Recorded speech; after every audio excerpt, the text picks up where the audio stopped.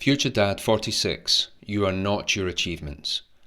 Quote, a man may be so much of everything that he is nothing of anything. Samuel Johnson.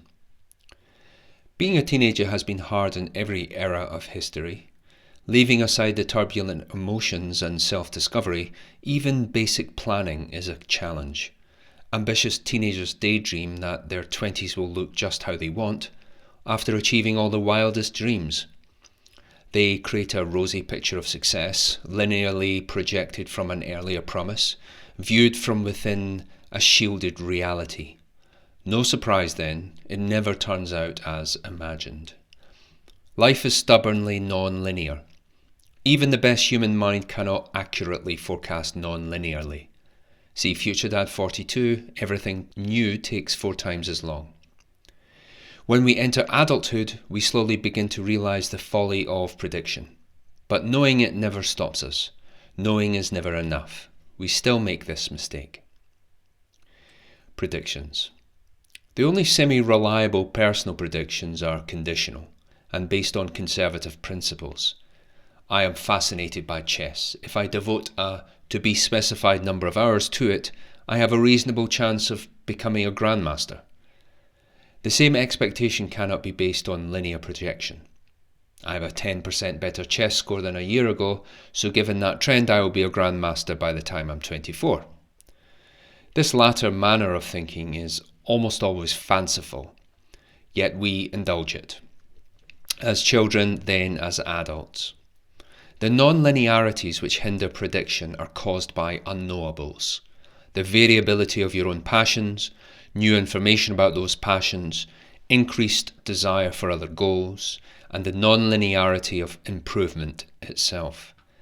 The latter on its own is fatal for forecasting.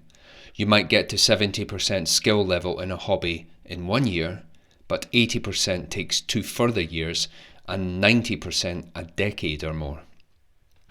So when you reach the hard slog of the 3rd and 4th years, you start to soberly consider what else you could do with your time. It might start to seem not worth it, perhaps even pointless.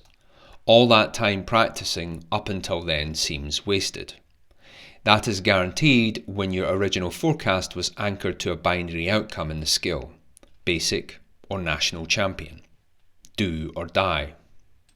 In the real world, you've become a different person with different priorities, and so you end up with another abandoned project, a growing collection of rudimentary skills and faltering confidence in who you are. Skills. So what can we do about this? The biggest takeaway is not to define yourself either by A, your forecasted achievements, or by B, the actual ones. The reason for A is obvious. Given real-world forecasts are impossible, your value as a man should never depend on them. The reason for B is not so obvious. Why shouldn't you be defined by actual success, especially when it's something that you've strived and sacrificed for? In FutureDad 25, Competence is Indistinguishable from Magic, I described the importance of accruing personal success through skills. But even after attainment at a world-class level, those skills are not you. The simple reason is that the accrual ends. Achievement ends. Even if it ends a year before you die, it ends. More often than not, it ends a lot sooner. What then? Purpose.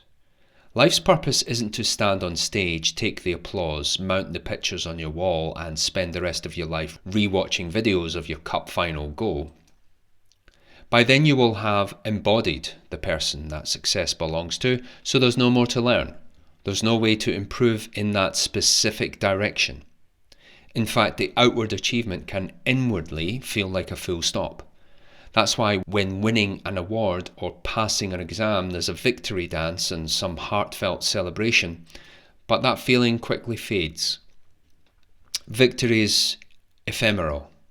Holding on to it will be like grabbing mist. Before it, you imagined your life being intensely transformed by it, but when you get there, the achievement itself feels strangely flat. The success it brings, especially if material, is anticlimactic. Like a funny joke by a comedian which brought the house down, the next day nothing. Meaning. This is not carte blanche excuse to give up on any skill.